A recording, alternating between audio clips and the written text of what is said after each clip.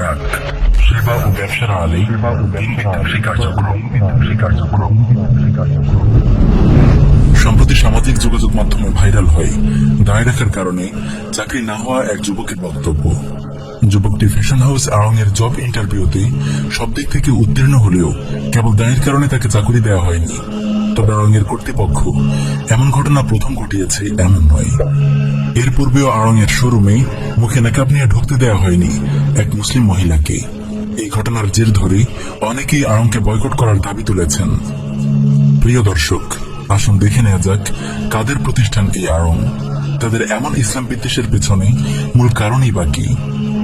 ইংরেজদের অনুগত গোলাম মিস্টার ফজলে হাসান আবেদ কেসিএমজি 1972 সালে এই ভূখণ্ডের ইসলাম ও মুসলিমদের বিরুদ্ধে এক গভীর ষড়যন্ত্রের অংশ হিসেবে প্রতিষ্ঠা করে ব্র্যাক নামক একটি এনজিও সংস্থা।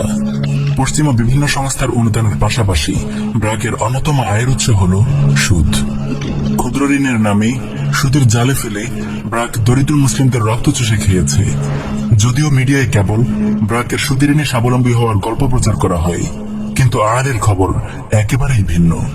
অসংখ্য মুসলিম নারী ব্র্যাকের সুদের ঋণের চক্করে পড়ে বসত ভিটা পর্যন্ত হারিয়েছে, কিস্তির টাকা শোধ করতে না পেরে আত্মহত্যা পর্যন্ত করেছে। 1972 সালে প্রতিষ্ঠিত হওয়ার পর থেকেই সামাজিক উন্নয়নের আড়ালে বাংলার মুসলিম জনগোষ্ঠীর ঈমান আর আকীদার আমূল পরিবর্তনে ব্র্যাক দীর্ঘমেয়াদী নীল নকশা প্রণয়ন করে। ব্র্যাকের সামাজিক উন্নয়নের অন্যতম লক্ষ্যবস্তু হল নারী, জেন্ডার ইকুয়ালিটি ও নারীর ক্ষমতায়নের নামে তারা মুসলিম নারীদেরকে দিন বিমুখ ও পরিবার বিমুখ করার জঘন্য চক্রান্ত চালাচ্ছে।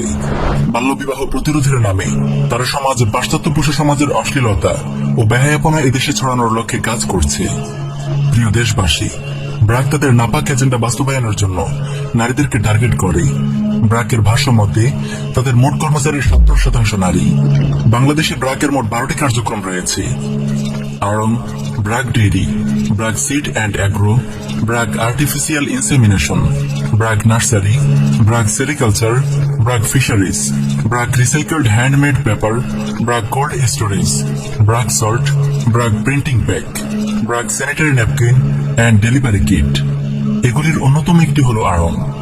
আড়ংকে তারা বলে লাইফস্টাইল রিটেইল চেইন। তবে প্রতিষ্ঠা লগ্ন থেকেই ব্র্যাক ও আড়ং এর কর্মকাণ্ড লক্ষ্য করলে দেখা যায় আড়ং এর একমাত্র কাজ পণ্য উৎপাদন ও বিক্রি করা নয়, বরং তারা ব্যবসার পাশাপাশি মুসলিমদের মাঝে এমন সংস্কৃতি, বিশ্বাস ও আদর্শের উত্থান ঘটাতে চায় যা পশ্চিমা ও সমমনা দেশগুলো চায়। পশ্চিমা দেশগুলোর বিপুল পরিমাণ অনুদান ও সম্মাননা তারই প্রমাণ বহন করে। সম্প্রতি বোরকা পরিহিতা ক্রেতার সাথে আড়ংয়ের আচরণ, ক্লিন শেভ করার বিনিময়ে চাকরির অফার, এই ঘটনাগুলো তাদের উন্নয়ন কর্মকাণ্ডের আড়ালে লুকিয়ে থাকা পশ্চিমের এজেন্ডার ক্ষুদ্র বহিঃপ্রকাশ মাত্র। প্রিয় মুসলিম ভাই ও বোনেরা, ব্যবসার সাথে সাংস্কৃতিক প্রমোটের ব্যাপারটা কেবল আড়ংয়ের মাঝেই সীমাবদ্ধ নয়। দেশের অধিকাংশ প্রতিষ্ঠানই আজ ব্যবসার আড়ালে পশ্চিমা সংস্কৃতির প্রচারে ভূমিকা রাখছে। দাড়ি হিজাব আজ প্রায় প্রতিষ্ঠানেই হাস্যকর ও মানানসই নয় এমন পোশাকে পরিণত হয়েছে। এনজিও নামে এসব পশ্চিমা মিশনারির বিধিনিষেধ ও নানামুখী প্রচারণার কারণেই আজকে ইসলামী সংস্কৃতি হুমকির মুখে পতিত। প্রিয় দর্শক, একটু লক্ষ্য করলে আমরা বুঝতে পারব ব্যবসা ও সেবার আড়ালে এসব এনজিও সংস্থাগুলো মুসলিম সমাজে কি প্রতিষ্ঠা করতে যাচ্ছে।